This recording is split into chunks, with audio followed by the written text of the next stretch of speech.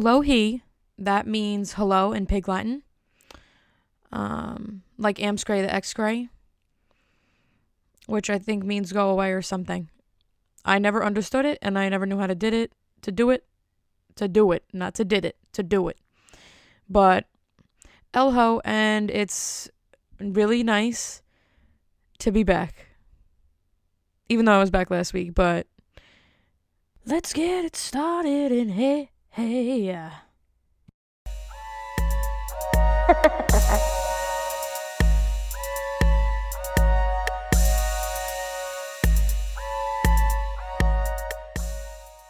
So before we get into what happened this week, what my week was like, I want to discuss some current events. And I Love New York is having a I Love New York reunion show. But the real question is can we have a New York versus Pumpkin boxing match? The best state, well, I'm from Jersey, but I do love New York, versus the best fruit or vegetable, pumpkin. But that's also not the best fruit or vegetable, whatever it is. But I think that would be a blockbuster event. Like, I think that would get more views than the presidential debate. You know, and if that were to happen, I would buy merch right away. I would be at the show. I would be right in the front with my I Heart New York shirt. And not I Heart New York like NY, like I Heart New York with New York's face on it. And honestly, like, if you want to just see iconic television, just search New York versus Pumpkin. It's the second one on YouTube, and it has 1.6 million views. I have to quote some of my favorite lines. So prepare yourselves. So just to give you a little synopsis, Pumpkin goes, well, first of all, they have to choose who's going home, and then Pumpkin gets chosen to go home. And as Pumpkin's getting ready to leave, her and New York go at it for the love of Flava Flav. And Flava Flav's like, come on, Pumpkin, New York, come on. This is my house, come on. And Pumpkin's all like, New York's the aspiring actress, New York. And there's like a little pitter-patter between the both of them. And then New York is like, well, that's why you're getting the boot. And then they do like a shot of New York, and New York's talking to the camera. And she's like, and she says, Pumpkin's telling Flav that I'm an aspiring actress. Yeah, I am, but I'm here for the right reasons, and Flav knows that. And then Pumpkin's like, if you want a real girl, pick hoops. If you want a real girl, pick hoops. And then New York's like, bye, Pumpkin. And then Flava Flav interjects, I was shocked, because New York and Pumpkin are really getting heated with each other. And then Pumpkin calls New York a fat-ass, transvestite-ass bitch. And these aren't my words, people. I'm just narrating this event, so don't shoot the messenger. And then New York says, bye, Pumpkin, again. And then Hoops interjects, and she says, that's crazy. Pumpkin proceeds to hug Hoops, and then New York responds with, well, Pumpkin hits her with the iconic, well, at least I don't look like a pumpkin. And then New York responds with, at least I don't look like a fucking man, and you need to get a facelift to get rid of those crow's feet. New York also says, make your exit, get her out of here. And then this whole time, the Animal Planet music comes in, where there's like a jaguar hunting the gazelle. That music's like in the background. And then this is where it gets wild. And Pumpkin goes, actually, I can slap the shit out of you. And then New York goes, do it! Slap me, bitch! Because that's when she gets spit on. And then Pumpkin makes a run for it. But as she does, New York grabs her, just like goes in for the attack, and just grabs her by the shoulders and just gets her, where if she were to actually get her, it would have went down. But like Pumpkin is still like fumbling away, and she falls forward a little bit, and then she hits her head on the camera, and then she runs off. And New York is she can't believe what just happened, because she just got spit on. And then they go to a shot of Pumpkin talking to the camera, and she says, Also, they show the spit in slow motion, and New York takes off her heel. And Flava Flav goes, nah, you gotta leave for real. That's fucked up, for real. And then Pumpkin walks out, and as she's speaking to the camera, this is what she says. And Hoops goes, oh. And then Pumpkin's talking to the camera, and she goes, you know, like, New York is just so fucking fake, and, like, Flav tries to make an excuse for her. I'm sorry. And then New York goes after her. She wants to, and then Flava Flav holds her back because she says, oh, and her spit smells like shit. Smells like straight up shit. And she finds out that the spit is not only in her hair, but on her chin. And that is the end of the iconic fight. I know that there's still anger there, so I wish that they would be able to showcase that in a boxing ring. I would 100%, like, I have a very large amount that I would pay to see that. And I'm Team New York all day, every day. I just feel like even though it's been, 10 years, I think that needs to have a solid ending. And I think a lot of my life would be fulfilled if I did see the proper ending to this fight. But we can only hope. And if they were to do that in 2020, the year wouldn't be a total waste. And what I narrated was only 2 minutes of the fight. And I didn't want to use the actual audio because I don't want to get copyrighted or anything, so I did it myself. So I hope that my recap did it justice. But if you haven't seen it, you must watch it. Just go search it anywhere. It's worth the watch. And it will change your life. And it's something that you will never, ever forget. Flav describes it best when he says, ooh, I don't like that. That made me wanna. Bleh. One day I want to sit here and record the whole thing. Maybe I'll do that one day, depending on the reception I get from this. But that was only 2 minutes of the iconic 6 minutes on the internet. And if I recall correctly, New York didn't even win. Hoops won. But honestly, that is the most iconic thing I've ever seen on reality television. Maybe television in its entirety. The history of television. The history of television. Like, I'll never forget that. When I die, there's going to be a part of my brain that will just have that memory. And it's not even my memory. And also, I love that Flav calls a pumpkin. And that's also where, like, if somebody spits on me, it's over. Like, that's where that started. When I saw that when I was a child, I said no one will ever spit on me. And if they spit on me, it doesn't matter if it's, like, a bodybuilder, I'm going to go after him. Even though if I know that the outcome will be not beneficial on my behalf, I have to go after the person out of self-respect because I can't allow that. But that's where that came from, because I saw that at a very young age. So if somebody spits on me, that's when you're going to see a brand new side of Mary Grace that you've never seen. And then, honestly, I've only seen glimpses of it. But when it happens, I think the stars and moon will align. And I'll have, like, you know, like there's like when you like a flight or fight reaction, it's going to be like that. So who knows what's going to happen? I might end up doing some like black belt karate stuff, because who knows what's deep inside of me, because mentally I know if somebody were to spit on me, something will happen. I will react in a way that is probably violent, but who knows what will happen, because I don't even know what will happen. So I don't know. Like, I hope it never happens, but if it does, it just will be something. It'll be like if there was a Mary Grace history book, that would be huge.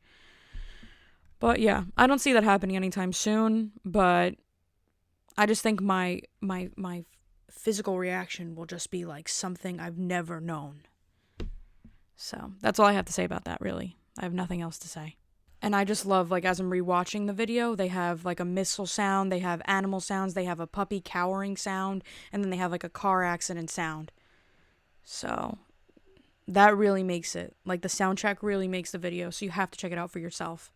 Highly recommend, 10 out of 10.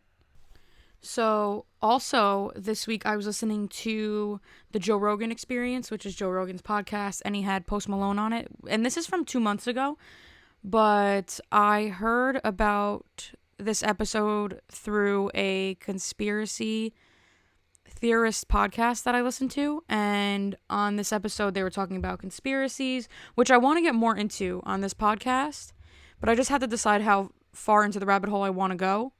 But there's just a lot of experience. There's a lot of interesting things there, and I would love to just bring it up, talk about it, and then see what you think about it as well. But I just love seeing things from all different angles, and then thinking about it in my own way, and then seeing how I feel about it. But I just think that there's a lot of interesting things to look at, and it doesn't hurt to see what somebody else has to say. Because a conspiracy theory is only a conspiracy theory until it turns out to be reality. And that's not for all of them, but some of them have been true. So it's just really interesting to hear these people talk about it and how things connect in ways that you would never think they would. So on the podcast, they talk about conspiracies, ghosts, aliens, and they also spoke about that time where Post Malone was on some show where they look for ghosts, and they had this thing called like a Dybbuk box, and that's where like it's an item that a ghost supposedly has clung to, and they put the ashes of a woman that was possessed on top of it, and the ghost hunter actually had like a very weird reaction, and Post Malone almost got into a car accident that week. His plane almost crashed. He had like scratch and bite marks on I think it was scratch marks on his neck and back. So like that stuff I completely believe in, and I don't mess with that stuff. Like I would never, like they had the thing when I was younger, like say Bloody Mary 3 times into a mirror. So I would never do that. Never do that. And like that stuff I don't mess with. Like the dark side of that I don't. Like I believe in psychics, and I'll get to that later. But, yeah, and I want to take notes on that because there's just a lot of interesting conspiracy theories that I would like to talk about on this podcast that I feel a lot of them can connect to what's going on today. So we'll definitely discuss that in the future. I need to see which ones I want to talk about, and we'll get into that. And they were, like, high, so that's just interesting. And you wouldn't think the conversation would be that, deep, and it goes there. So it's very cool. And I also spoke about, what I would go dumpster diving for, and Amy Winehouse I would absolutely go dumpster diving for. She's my favorite artist of all time, and that's not in a disrespectful way. If you didn't listen to last week's podcast, there are certain things I would go dumpster diving for, and anything Amy Winehouse I would. Moving on. But also, if there's any kind of conspiracy theories that you're interested in, DM me, message me, email me, because I would love to do research on some of these things and be able to talk about it. So, moving on. So there's also this app called Pattern, and you're supposed to enter your birth date and your exact time that you were born, and then it's supposed to tell you things about your life, like things that how could an app be able to know these things? And that makes me think because your data is always being shared everywhere. So I'm just wondering, do they know about my data and what I search and my social media? Maybe that's how they're able to get some of this information. I didn't do it because they share your information to third parties, which honestly all social medias do that. But I just feel uncomfortable knowing that they do that. So I haven't gotten it, but I might, because I do want to see what it says. But it's just very I'm super perturbed, super interested in what they have to say, because they say things like if you put your friend's birth date and their time of birth, it's crazy how it can reflect certain things about your friendship or relationships. And some people have said it's super spot on, and how could this app know this? So that really piqued my interest.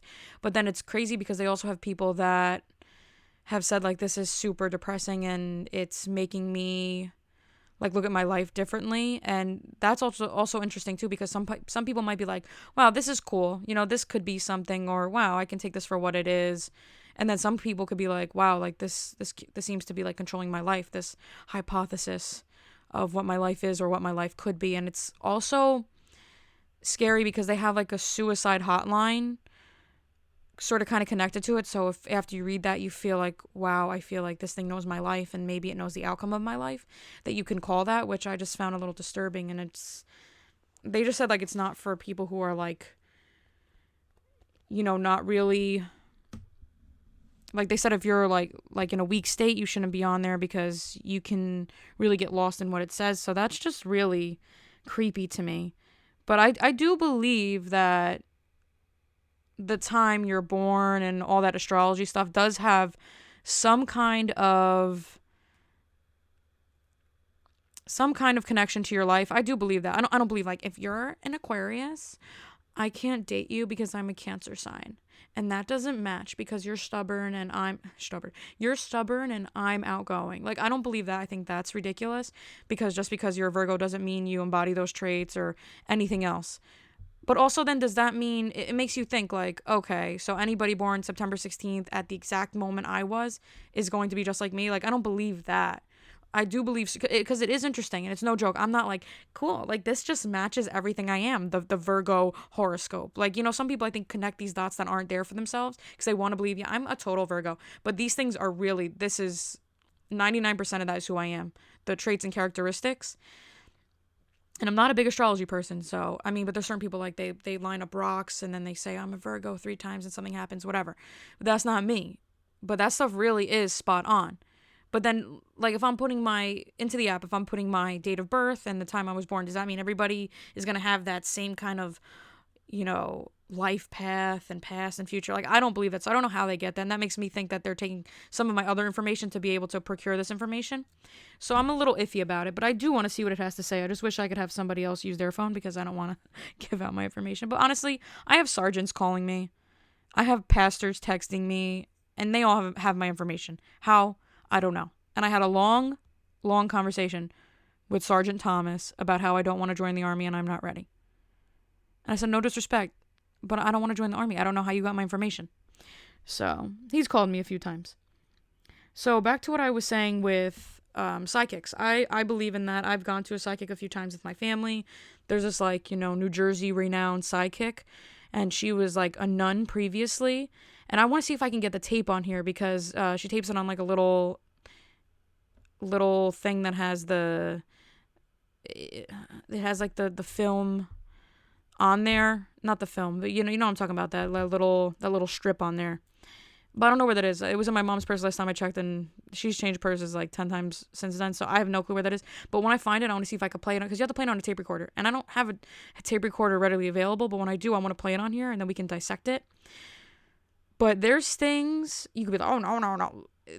Some things, of course, are not spot on, and that's like, where did that come from? I don't know who that's about or who's coming through or what does that mean in context to my life. But there's some things that are like, how would she know that? There's no way she would know that. Like, yeah, you can guess somebody's favorite color is blue, stuff like that. But stuff that she was saying was like, she was like, somebody's coming through and they're saying the name Margaret. And Margaret, I say the names Margaret, Susie, and Meg. I use those names to call people. It's like an endearing term for me, and it's also like, you're stupid. So it can go for anything, really. But my family knows what I mean, and I call people Margarets, Megs, and Susans all the time because they're hilarious names. And she was like, there's like a Margaret. I don't know what that means. What does that mean anything to you? And I started laughing. And I said, wow, like that is my grandfather saying that he is still listening and hearing me say Margaret in the living room and calling people Margarets. So that's just amazing. And this was the best part. She has her eyes closed and she goes, there's something about sweaty feet or like a foot issue. And I was like, oh my God, do you smell that? And she's like, no. And I was like, thank God, because I have hyperhidrosis. So I sweat really bad on my hands and feet.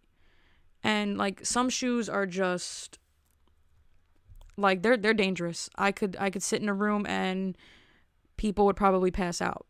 If we were in an enclosed space, a small enclosed space. And this is my truth. I don't want to tell you these things, but this is my truth. This is my podcast. And I'm not ashamed of it. Even if you don't want to hear it, I'm not ashamed of it. But the best thing is she goes, do you have like a sweating a foot, sweaty foot problem? And I was like, oh, you smell that? I was terrified. I thought she smelled my feet. And she was like, no. I just know you have something with your feet. That's what I'm being told. So that is fantastic. And then she also said, like, continue to stay on social media, and she sees like comedy in my future, and she sees something like happening through Facebook. So who knows, maybe it's this podcast. I mean, I firmly believe that lady, because she said some things that are like, how do you know that? How do you know that? By looking at me? There's no way. She would have to bug my house 24 hours a day to know that, and she doesn't. It's just, she truly hears these things and is contacting these spirits, but it's great, the foot thing. I thought she smelt it, and she was, like, really kicking me out during the meeting, because I accidentally wore, like, bad shoes, and they were, ooh,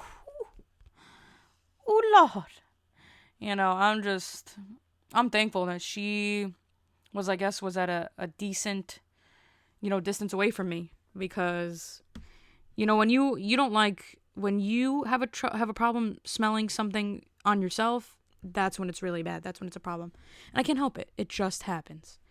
And whenever I think of, like, shaking people's hands at church, like, that's when things skyrocket for me. My hands, it's just, like, that's been, like, some people have superpowers. Like, that would be my superpower. Like, I can honestly sweat on command. If I close my hands and think of things that make me nervous, like, I'll literally have wet hands, and that would be my superpower. It's my superpower. I don't know why I sounded like that, but that would be my superpower, would be sweaty hands.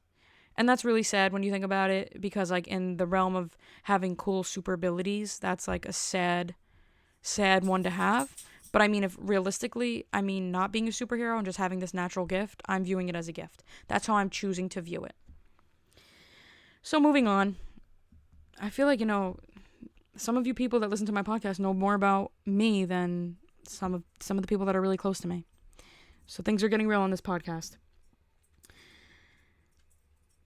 I also went to, like, a fancy restaurant in my neighborhood, and fancy means, like, they have, like, a wood fire stove, and they have, like, a little cellar area and lights, and it just felt like the place near me, it felt like it was like a New York City bar restaurant. It was really fancy, and I was in there, and they had a DJ come in later in the night, and they were playing this song, and then, like, there was this group of ladies, like, in front of me, and then they started dancing and getting excited, and when they got excited, I got excited, and I started, like, moving my hands frantically because I got really excited, and as I did that, I hit my water and spilt it all over my pants, and thank God I had black pants on, but my pants were soaking wet. I screamed a little bit, but nobody noticed. So that happened, and it was also great because we got this really expensive meal, but then we split it between 3 people. So it was really expensive. And, like, I don't think there's any shame in that game. Like, some people might be like, oh, that you just look, you know what? I work hard for my money. And why not share food with people and pay less money? So what? It doesn't look great. It doesn't look, oh, well, like, you're this old and you can't. No, you know what? If I can save money and still eat delicious food, why wouldn't I do that? And then as soon as we split the meal, like, the waitress would not come back. Like, we didn't see her for hours. We thought she went home because she did not want to deal with us because she thought she was going to get a bad tip. And girl, like, gratuity was included in that. So I don't know what she was even upset about. So, and I tip anyway. People can't just not be starving when they go out. Like, is that a problem? So that happened, and that was embarrassing, but I really dealt with it great. Like, it spilled, and then I screamed, and I acted like it didn't happen, and I just started laughing and stuff like that, and my friend's like, are you okay? So, and then also I went to a corn maze this week, and when I went to the corn maze, there was a pumpkin patch with a corn maze, and there's, like, a huge sign that says no picking or throwing the corn, no cutting through the caution tape, no ripping the corn off its stalk, etc., etc. And my friends are like, oh, we can't do this. I said, yes, we can. I've always done this. Oh, who are they going to call? The corn police? There's no rules in the corn maze. It's a free-for-all in the corn maze. And I always wanted to do the night corn maze where you have to run around in the corn maze and they have people chasing you. I've always wanted to do that, but nobody wants to do that with me. And I love, as we were walking through the corn maze, there were people like, hi, how are you? Hey. And, like, literally corn kernels are flying all over the place because it was me, my dad and some of my friends, and we were just all grabbing corn and throwing it at each other. And like there was this one time, it was like me, my dad, and my other friend, and we were like throwing a bunch of corn kernels at one of my friends, and it looked really bad. And like my friend that we were throwing the corn kernels at, like she was black, so this is just not like the social climate to be doing that. And we were doing that to everybody. It wasn't just her, but like I realized this looks really bad. Like this can go south really quickly if people see this. They're going to think we're trying to like assault somebody, and that was not the case.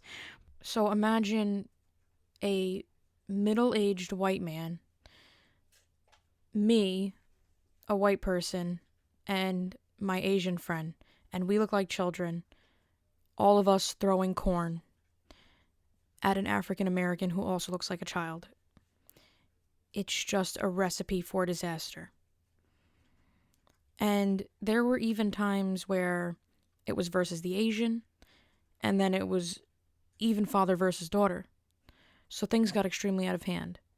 But if people would have saw that out of context, I think things could have been very problematic. But we were all throwing corn at each other, and my friend had glasses on, and they hit her glasses. My friend almost got a corn kernel in her mouth. That would have been funny, but also disgusting. And we were just all giggling and stuff like that. And then, like we were having a great time throwing corn at each other, and I guess we were being loud, and then somebody threw a whole corn at us.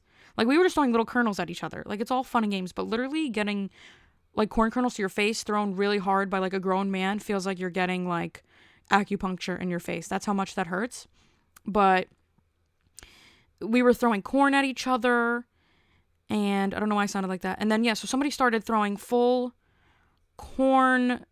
pieces of corn at us, like the whole corn on the stalk. And I think somebody was trying to start like a corn war. And that reminds me of the time my dad threw it up in the air, but he like threw it on accident a little bit too far. And then all you heard was, ow, in the distance, which I feel bad about. I mean, it's funny for a second, but then you feel really bad because what if that were you in that situation? And I love you. People were like, hey, how are you? And there were some people like they would see it happening. We were throwing corn kernels at each other and they're like, hey, how are you? And we were like, good, and then they just walked by. And then there were some people like giving us, there was one lady who gave us like a really dirty look, and she was watching us for like a good 5 minutes as she was walking away. Like she even turned around as she walked away and was like looking at us. And we ended up like walking around the same spot like 5 to 10 times. And we just couldn't get out. And we literally didn't even do half the maze because we were in there for like an hour and a half and just we were not getting anywhere. We were in the same spot 5 times. We just saw like the same sign.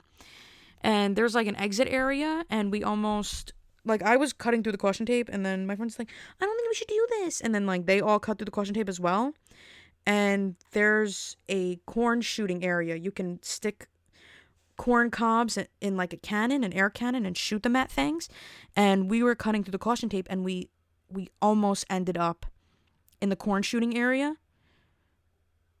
So we could have got shot by a cannon, a hydraulic cannon with corn. And those things, I mean, they must be going 50 miles an hour. So we were literally like one step away from ending up on that field where the corn cobs were being shot. And we also picked apples. That was the first time I did that, and there were no apples left. So we got some odd purple apples.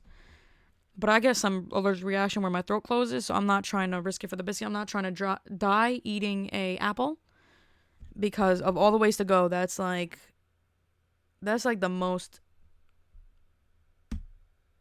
punk ass way to go. Like if I'm gonna die, have it be something like wow, that could have been in a movie. But like dying from a purple apple that I picked at a farm, that's sad. And I also wanted to do like a haunted house. Like I went to Eastern State Penitentiary. That's in PA, and that's awesome. That's like a penitentiary from like the early 1900s, and it's supposedly haunted. And I went there with my friends, and we heard things, and I saw like some things like glaring lights, and I've seen some things, and I've definitely heard some things. Like there'll be nothing going on. It was just me and my friend looking through like this gate, and then there was like one of the areas, like the hallway areas where part of the jail is, and we heard like noises. So there were definitely ghosts in there. And they have like an awesome nighttime like haunted area. They have like different themes, and they had like zombies and like radioactive plants and people dressed in all white and like, you know, like ghosts and coming towards you. That's 10 for 10. I love that and I miss that. So I definitely want to do that soon. And I wish I could have done something like that this year. But what are they going to do? Like, scare me from 6 feet away? Like, boo, you know, in the distance? Boo. You know, like, how, boo. From that far away, how is that going to, I mean, me being scared, it'll be delayed, you know, by a few seconds because of that. But next week, I want it to be the Halloween episode, and I'll definitely discuss some of the things I've done on Halloween and some of those kind of attractions. And like not talking about just the attractions, just if something crazy or interesting happened, I want to talk about that. So that's gonna be part of next week's episode. It's gonna be the Halloween episode. So I'm gonna talk about ridiculous things that have happened to me on Halloween and costumes I've worn and the reaction to those costumes, because I have plenty of Halloween stories that, like, I can't believe these things happened, and they do, and they always do. So I'm gonna talk about that, and I'll definitely talk about some spots that I've hit up on Halloween that have been great, have been eventful, have been fun, have been weird. I will talk about all of that. That'll be next week. And then the week after, I want to do like a Halloween part 2 episode, and I'm going to talk about how my Halloween this year went. And I'll explain what I'm going to wear as my costume and how the outing will be, because Halloween, it's like people act ridiculous when it's not Halloween, but when it's people are in costume, it's like people become totally different people. Not me. I mean, I have a little bit of a persona, but I see things that are like, wow, Halloween really gives people like the liberty to do things that they would not normally do without a wig on, you know? So I'll definitely talk about that. I also went to Jersey City this week, and it has a beautiful view of the city over there. You can see New York City. It's beautiful for people who aren't from Jersey. I don't know if you know what I meant. You probably didn't know what I mean, but just to be explanatory. And I was looking for banana pudding, long story, couldn't find it. Ended up finding it, but we had to cross over these hedges, and I wanted to cross over the hedges, but there was a fence under there, so thank God I didn't, because that's where the light rail is. So that is my trip in a nutshell. And then and then me and my friend did ping pong, and I've never seen so many Asian people in a room in my life, and that's awesome. I love Asians. But I only know one Asian. That's my best friend. One of my best friends. And I only really know her. So it's just cool seeing Asians all together in one area. I just don't see it often. And so we were playing ping pong, and I realized that's the only physical activity I've done this whole year. I was huffing and puffing. And if you saw me, you would be like, wow, she just worked out for like an hour. She ran on the treadmill. I literally played ping pong for 25 minutes, and that's what I look like. I was breathing heavy, sweaty. It's just, it helps me put things into perspective. Like, I need to get back into this gym and diet situation, which I'm starting next week, so I'll definitely keep you updated on that. But I had mononucleosis, and then COVID. It's like the universe doesn't want me to work out. Like, I should, instead of fighting it, I should just let it happen. I think the universe doesn't want me, not even to be great. I just think it wants me to be happy. And, I mean, it's like divine intervention that I haven't touched a weight or have done any physical activity in like a year. But I gotta do it for my health. I gotta do it. Because rolling out of bed, I can't be, that's problematic. That's problematic. I could lie to myself all I want, but we all know the truth. It needs to happen.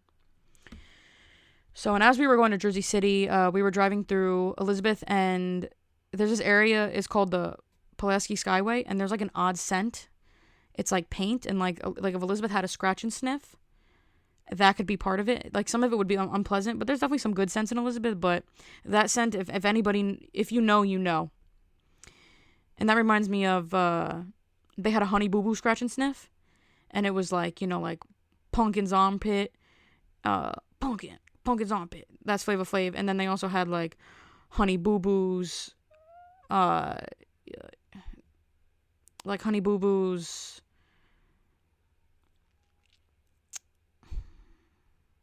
like Honey Boo Boo's stepfather's beard or something like that. That was one of them. And then the other one was Skitty.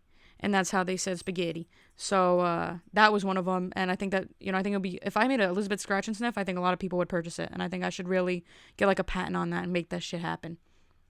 Oh, and before I end the episode, I need to tell you what snaps my celery.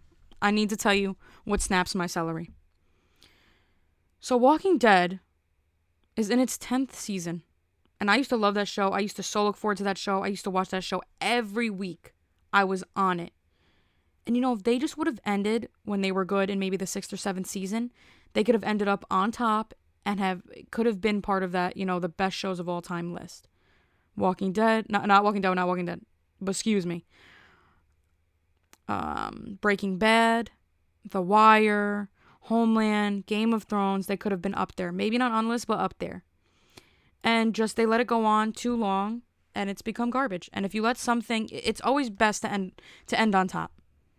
Because if you don't, you let something continue when it's not good quality, it just deteriorates, and it honestly affects the art as a whole. And it's just, it could have been 100% good, and now it's just, if the quality is bad, it affects the whole, where it's just not as good as it should have been. So, for example, like, there's a little bit of a spoiler, so if you haven't seen it or you want to watch it, don't listen to this, but for me, things need to be realistic within the show. And I know some people are probably thinking, oh, but it's a zombie show. How realistic can it be? No. Things can be realistic within the realm of a show. Like, that would happen if this was a real situation.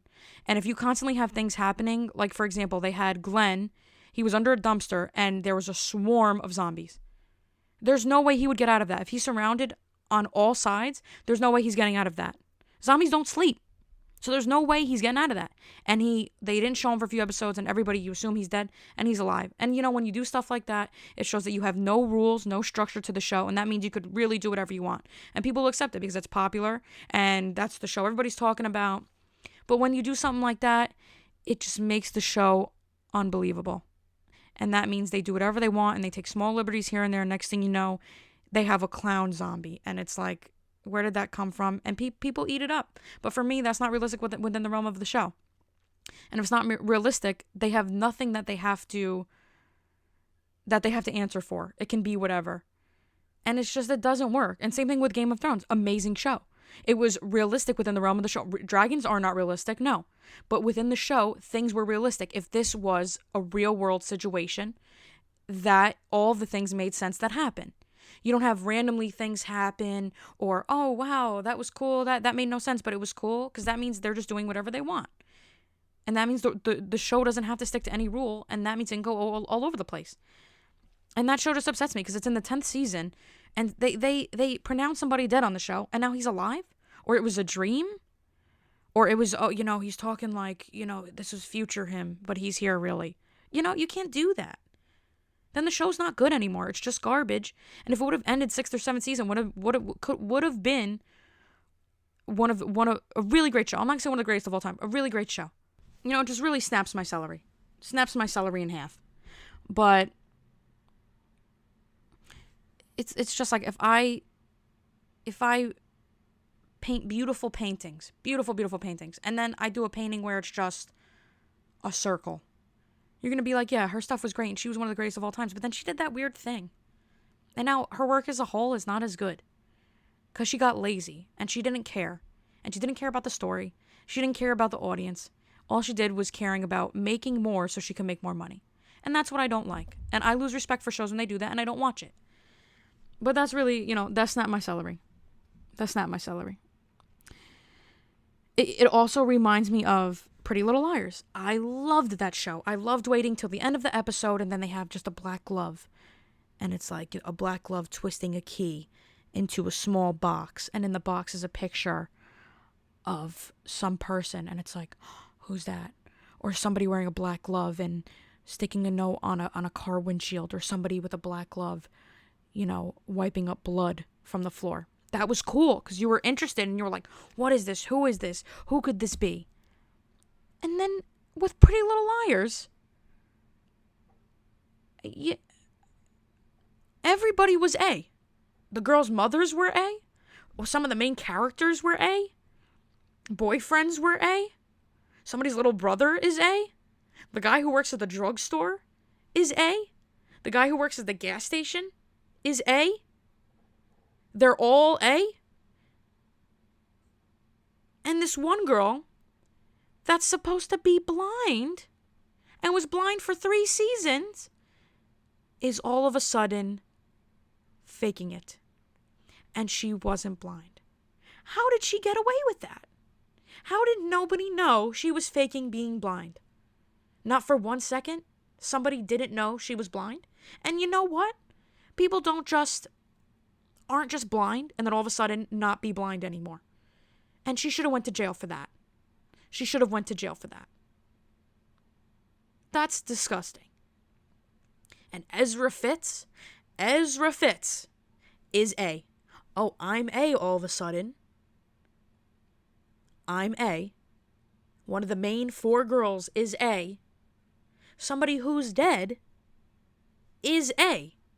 And, hear this, is alive. You know what? I'm A. Because apparently, somebody you see in the show only once can be A, can qualify to be A. So you know what? I've never been on the show, but I'm A. And did you expect it? No, because you had no reason to expect it. But guess what? This whole time, you thought I was Mary Grace? Think again. I'm A.